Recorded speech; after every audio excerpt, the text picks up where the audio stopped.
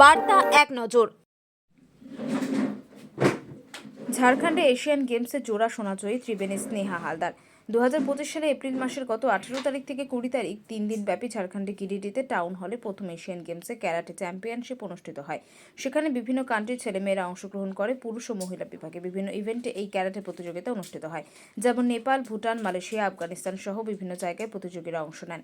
তার মধ্যে দুটিতে জোড়া সোনা জিতে হুগলি জেলার ত্রিবেণীর স্নেহা হালদার সুনাম অর্জন করে।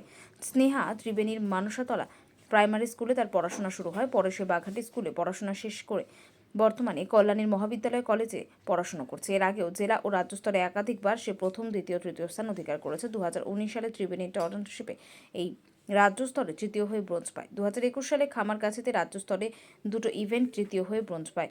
2022 সালে আরামবাগে জেলা ক্যারাটেতে দ্বিতীয় হয়ে সিলভার আসে। 2022 সালে বর্তমান রাজ্য স্তরে দুটোতে তৃতীয় হয়ে ব্রোঞ্জ পদক জেতে। 2022 সালে নৈহাটিতে ইন্টার ডিস্ট্রিক্ট ফাইটে তৃতীয় হয়ে সিলভার পায়। 2022 সালে কল্যাণীতে রাজ্য স্তরে দুটি ইভেন্টে দ্বিতীয় হয়ে সিলভার ও তৃতীয় হয়ে ব্রোঞ্জ পায় স্নেহা। 2023 সালে আরামবাগ জেলা ক্যারাটেতে প্রথম জিতে সোনা জয়লাভ করে।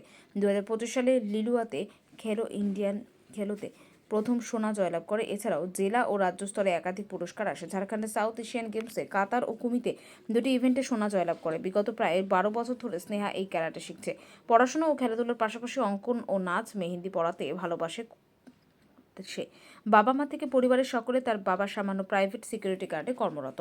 স্নেহা এবং তার বাবা কি বলছেন আমি শুনবো। তো খুবই খুশি এবং আমি আরও খুশি হব যে আরও বড় জায়গায় যাক, আরও ভালো করে খেলুক।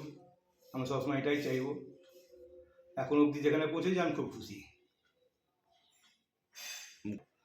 এখন তো কল্যাণীতে করছে, আগে তো টাউনশিপে করতো যখন নিচে বেল্টে ছিল। এখন হায়ার বেল্টে আসার পরে এখন কল্যাণীতে আমাদের বিমল দেবনাথ স্যারের কাছে কন্টিনিউ করে যাচ্ছে এবং উনি যথেষ্ট শেখাচ্ছেন ভালোভাবে, আর যার কারণে আজকে এখানে পৌঁছাতে পেরেছে। এই প্রথম শোনা পেল না, এর আগেও রাজ্য এর বা আগেও জেলা শোনা স্তরে? পেয়েছে, এর আগেও শোনা পেয়েছে আমাদের খেলো ইন্ডিয়া, খেলো ইন্টারন্যাশনালে, যেটা আমাদের লিলুয়াতে হয়েছিল। তারপরে ন্যাশনাল হয়েছিল, ন্যাশনালেও গোল্ড পেয়েছে। আমার ধর্মশালা স্টেডিয়াম, যেটা কি বলে জায়গাটার নাম কি, হিমাচলে ধর্মশালা স্টেডিয়ামে গিয়ে ওপেনিংয়ে নাচও করেছে এবং ওখানেও দুটো মেডেল পেয়েছে এবং যথেষ্ট আনন্দের সঙ্গে বাড়ি এসছে। আমরা খুব খুশি।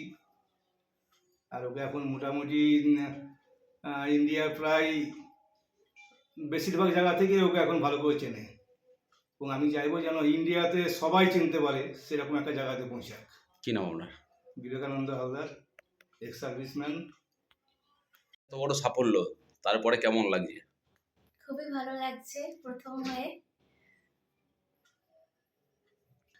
এটা হচ্ছে প্রথম দক্ষিণ এশিয়া ক্যারাটে চ্যাম্পিয়নশিপ ঝাড়খণ্ড গিরিডিতে হয়েছিল, এসআইটি কলেজ। তো ওখানে মহিলা পুরুষ উভয়ই পার্টিসিপেট করেছে। তো ওখানে সাউথ এশিয়া যতগুলো আর কি কান্ট্রি আছে, যেমন ভারত, নেপাল, মালয়েশিয়া, ভুটান, আফগানিস্তান, সবই এসেছিল মানে খেলতে। তো আমার খেলা নেপালের সাথে হয়েছিল, সেখানে আমি প্রথম হয়েছি। হুগলি থেকে কতজন গেছিল ভারত থেকে? ভারত থেকে কতজন গেছিল বলতে বোম্বে থেকে এসেছিল, ওয়েস্ট বেঙ্গল থেকে অনেকজনই গেছিল। তো ভারত 72টা গোল্ডে সেকেন্ড হয়েছে। 72টা গোল্ড পেয়ে? হুগলিতে কতজন পেয়েছে তার মধ্যে? হুগলিতে গোল্ড মানে দুটো ইভেন্টে দুটো গোল্ড 3-4 জন মতন পেয়েছে, আর এমনি গোল্ড আর সিলভার এরকম অনেকেই পেয়েছে। তুমি কোন বিভাগে পেয়েছো? আমি দুটো বিভাগ মানে কাতার কুমির দুটোতেই গোল্ড এসছে। কেমন লাগছে? খুবই ভালো লাগছে। কার সাফল্য, এই এত বড় যে হয়েছে, কাকে করবে? প্রথমত আমি আমার গুরু বিমল দেবনাথ স্যার আর আমার বাবা মা, যারা আমার পেছনে খুবই মানে। কত বছর ধরে প্র্যাকটিস করছো? 10 বছর, 10-11 বছর। কোথায় প্র্যাকটিস করো? আমি এখন তো করি কল্যাণী বিমল দেবনাথ স্যারের কাছে। পড়াশোনা? পড়াশোনা আমি last year college, BA political science অনার্সে পড়ছি। বড় হয়ে কি হওয়ার ইচ্ছা আছে? বড় হয়ে খেলা নিয়ে এগোবো, ইচ্ছা আছে খেলা নিয়ে এগোনোর। কি নাম? স্নেহা হালদার।